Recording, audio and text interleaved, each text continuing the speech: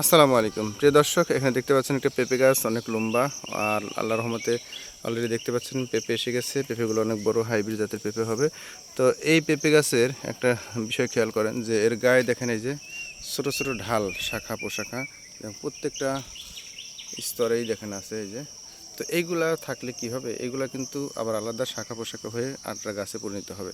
তো এই গাছ এগুলো রাখলে হবে কি, এই ফলগুলা দেখেন স্বাস্থ্যহানি হবে, ভালো পেঁপে আসবে না। এই জন্য আমরা এগুলা কি করব, একটু এই যে ছেটে দেবো। এই যে দেখতে পাচ্ছেন কাঁচি দিয়ে আমি ছেটে দিলাম। এই যে এই যে শাখাটা কেটে দিলাম। তো আপনারা এরকম কেটে দিবেন। কেটে দিলে পুরোপুরি শক্তিটা কিন্তু এই গাছ পাবে এবং ফলগুলো ঝরবে না। আর যে ফলগুলো হোক সেটা সুঠাম হবে। তো এইভাবে আপনারাও দিতে পারেন। এই যে আমি শাখাগুলো কেটে দিলাম, এই কেটে দিলাম। আবার অনেকে হয়তো চান যে এগুলো রেখে মানে দুই শাখায় আরও বেশি ফলন নিতে পারেন, সংখ্যায় হয়তো বেশি হতে পারে, কিন্তু এদিকে ফলগুলো দুর্বল হবে। তো ধন্যবাদ। যাতে যেটা ভালো লাগে সেটা করবেন। ভালো লাগলে অবশ্যই লাইক করে সাবস্ক্রাইব করে জানাবেন। ধন্যবাদ সবাইকে। আসসালামু আলাইকুম।